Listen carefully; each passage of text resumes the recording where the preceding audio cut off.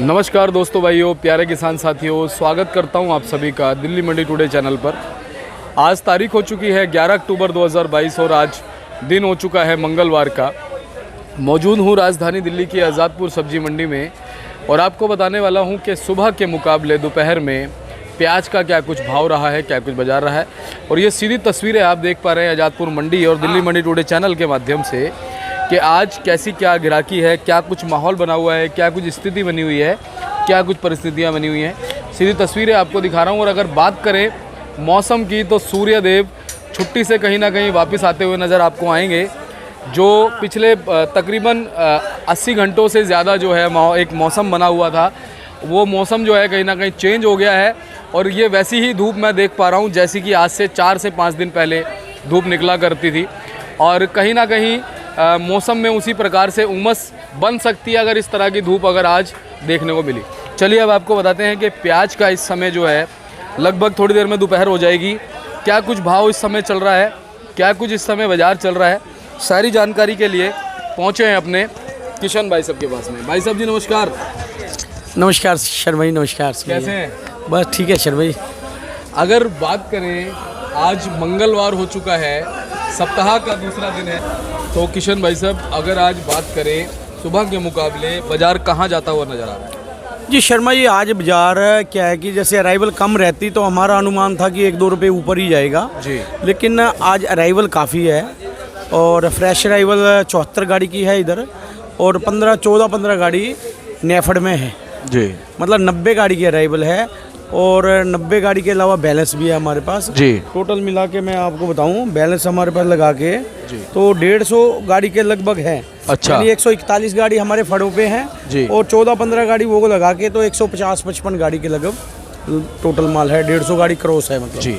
अगर पिछले 11 दिनों की बात करें तो आज जो है, आज का जो दिन है उसके मुकाबले कैसा जा रहा है आवक के, ग्राहक के भाव के लिए? शर्मा ये अराइवल ज़्यादा होने की वजह से आज बाज़ार सामान्य है।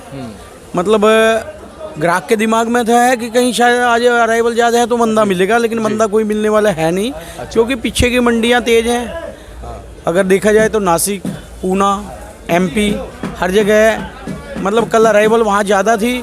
ज़्यादा अराइवल होने के बावजूद वहाँ मंदा नहीं था। और आज तो पीछे की मंडियों में कल से अराइवल कम है जी। और कहीं ना कहीं 1-2 दिन मतलब बाज़ार सामान्य रहकर और बाज़ार तो पोजीशन अच्छी स्थिति में होगा। बाज़ार में कोई घबराने वाली बात नहीं जी। लेकिन अगर बात करें आगे जो बाज़ार आज जैसे बना हुआ है आवक के हिसाब से, आवक कहीं ना कहीं ज़्यादा है, कुछ बैलेंस गाड़ियाँ भी है जी। क्या अगर इस तरह की स्थिति आगे बनी तो क्या बाज़ार ऐसा ही नज़र आएगा?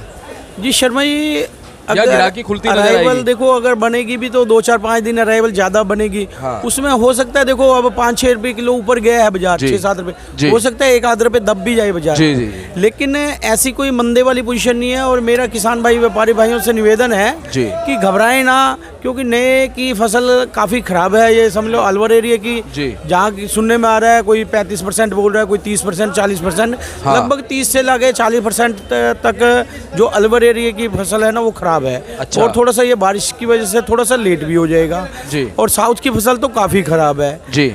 मतलब इसमें कहीं ना कहीं हमें दुख की बात भी है कि हमारे जो नई फसल खराब है, क्योंकि हर आदमी देखो कमाने के लिए करता है। बिल्कुल। लेकिन ये कुदरत के आगे क्या किया जा सकता है। बिल्कुल। लेकिन क्या है कि ये फसल खराब होने की वजह से हमारे पुराने प्याजों में मजबूती बन गई है जी। और पुराने प्याजों के भाव अच्छे आते नज़र आ रहे हैं। क्या हर बार भाई साहब जब इस तरह से बारिश आती है तो हमारे जो साउथ के और जो राजस्थान के हमारे किसान हैं उनको इन्हीं परिस्थितियों का सामना करना पड़ता है हर बार?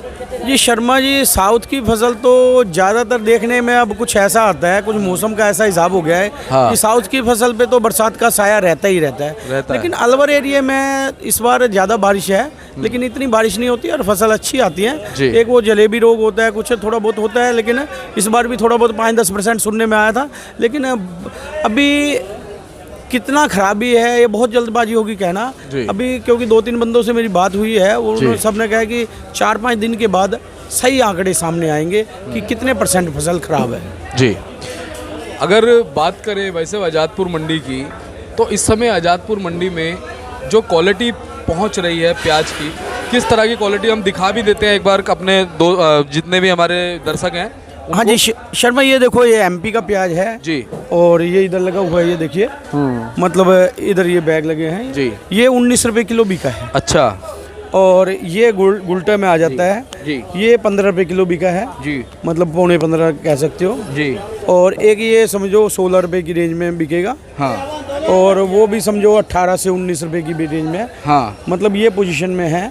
मतलब एमपी एरिया के प्याज हैं तो मतलब ये 3-4 गाड़ी लगी हैं, मतलब पोजीशन कुल मिला के इन मालों की 15 रुपए से लेके और 20 रुपए के अंदर ही है। अच्छा, और कहीं ना कहीं मतलब अच्छी कोई सुपर क्वालिटी आ जाए तो बढ़िया, जो कोई सुपर क्वालिटी आ जाए तो वो 20-21 रुपये 22 रुपये तक भी जा सकती है।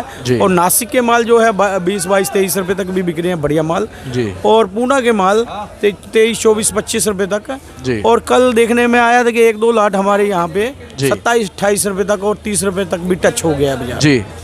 लेकिन वो अभी का दुक्का लाट कोई बहुत सुपरस्टार पूना साइड जी। अगर ज़्यादा अच्छी क्वालिटी वाली प्याज की बात की जाए या उस प्याज की बात की जाए जिसको ग्राहक ज़्यादा आजादपुर मंडी में पकड़ रहा है, आपके हिसाब से वो कौन से राज्य की प्याज ज़्यादा है?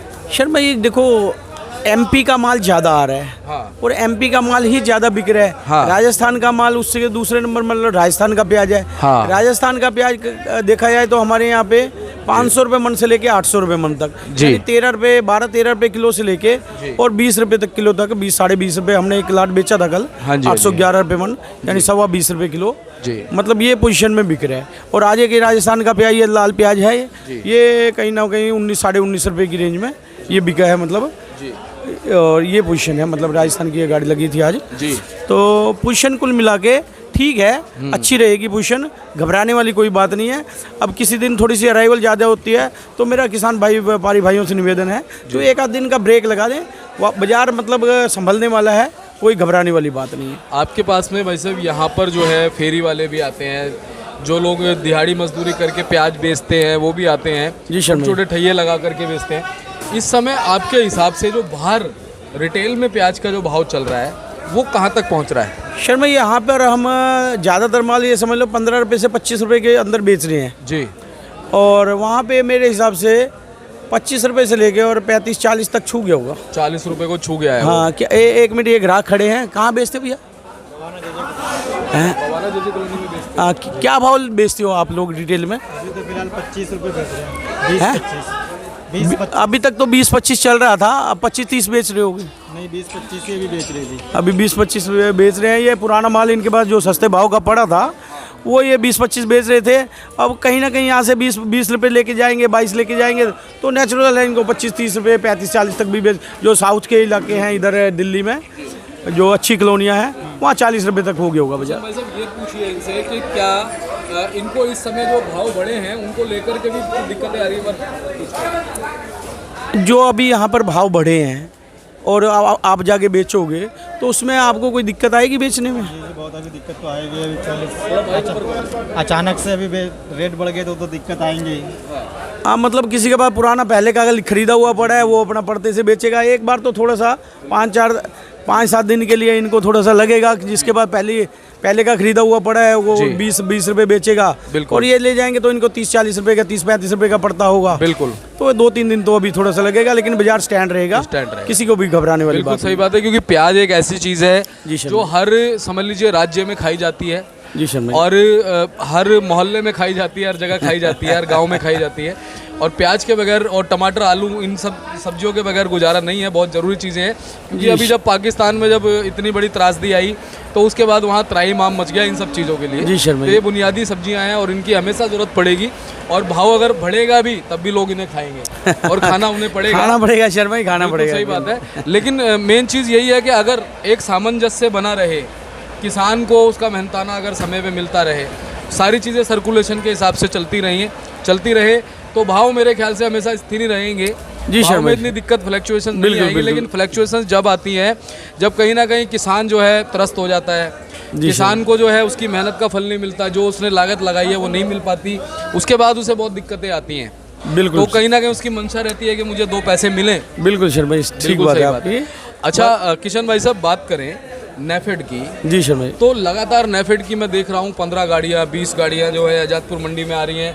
जो गाड़ियाँ आ रही हैं तुरंत बिक रही हैं और जो उनकी मैं ऐसी कोई मंशा नहीं देख पाता कि भाई उनको बहुत ज़्यादा भावों में प्याज को बेचना है, ये मैं देख पा रहा हूँ। नहीं शर्मा जी, वो उनको तो आना है और हाँ। 10 ग्राहक इकट्ठे होने हैं, बोली करनी है, बिल्कुल जो बिकेगा बीच में। बिल्कुल बिल्कुल।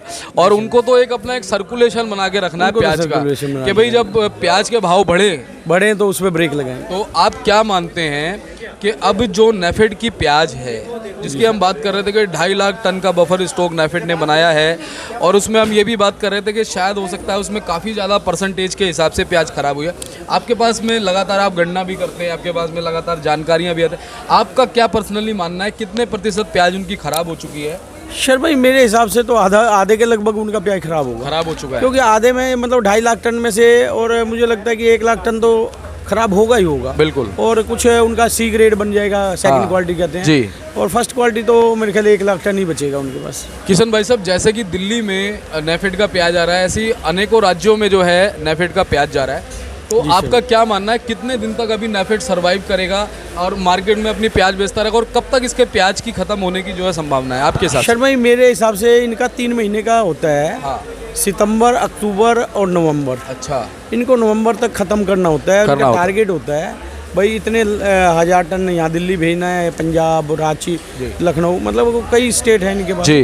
तो मेरे हिसाब से नवंबर तक ये खत्म करेंगे। अच्छा। ये मतलब धीरे धीरे ही खत्म करेंगे, एक साथ नहीं भेजने वाले। जी जी जी। नवंबर तक इनका नवंबर लास्ट तक देख पाएंगे ना? नवंबर तक आएगा, दिसंबर की शुरुआत और नवंबर के लास्ट तक। अक्टूबर नवंबर, मतलब हो सकता है खराब है जी। तो 10 दिन पहले भी खत्म हो सकता है। हाँ, और इसके बाद जो न्यू लॉट की परचेजिंग रहती है नेफेड की, वो कौन से महीने में रहती है नए साल के बाद? शर्मा जी वो तो ये अप्रैल मई में, अप्रैल मई में फिर वो पूरी खरीदारी चलती रहती है। जी। और फिर वही सर्कुलेशन आ अप्रैल जाता है। मई और जून में वो खरीदारी करते हैं। हाँ, हाँ, हाँ। और इस बार उन्होंने थोड़ा लेट निकालना शुरू किया है। जी।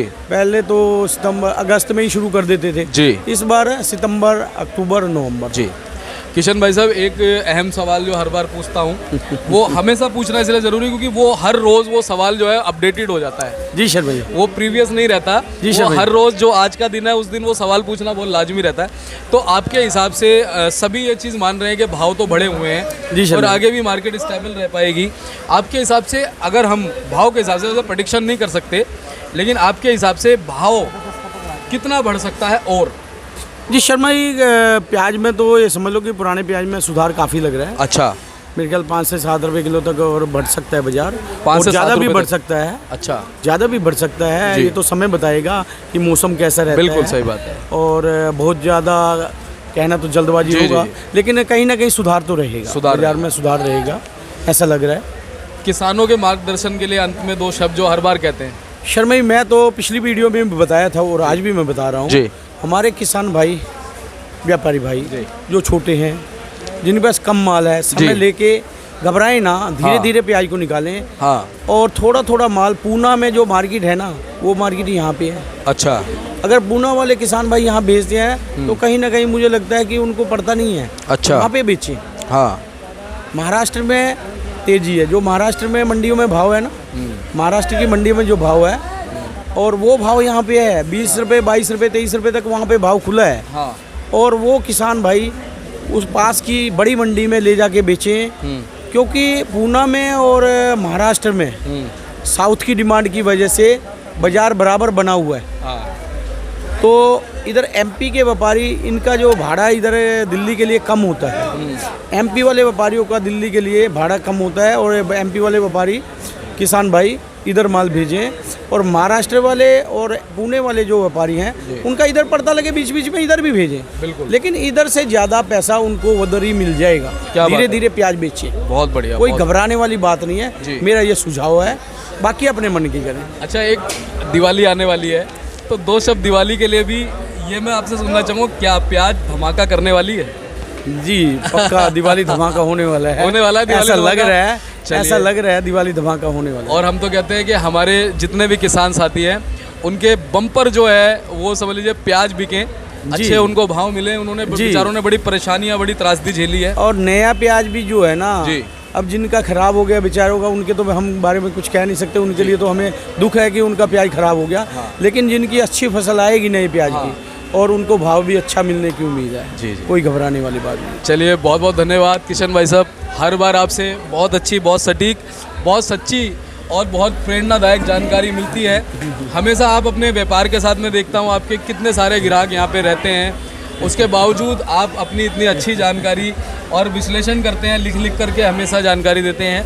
आपको बहुत बहुत धन्यवाद है। शर्मा जी आप ये देखो 4 दिन बारिश का मौसम था जी, और कई बार तो मुझे लगता था शर्मा जी आज छुट्टी करेंगे, नहीं, बारिश बहुत है, लेकिन ना आपकी मेहनत बहुत ज़्यादा है। बिल्कुल। आप कितना यानी निष्पक्ष और सच्चाई से आप चैनल चला रहे हैं, आपको मैं सैल्यूट करता हूँ। और इसमें आप लोगों का प्यार और हमारे किसानों की दुआएं और सभी जो लोग वहाँ से जिनको हम नहीं देख पा रहे हैं, जो हमें देख पा रहे हैं, जी शर्मा जी, वो लोग जो अपने दिल से जो भावनाएं हमें भेजते हैं ना, वो सीधा यहाँ तक पहुँचती है।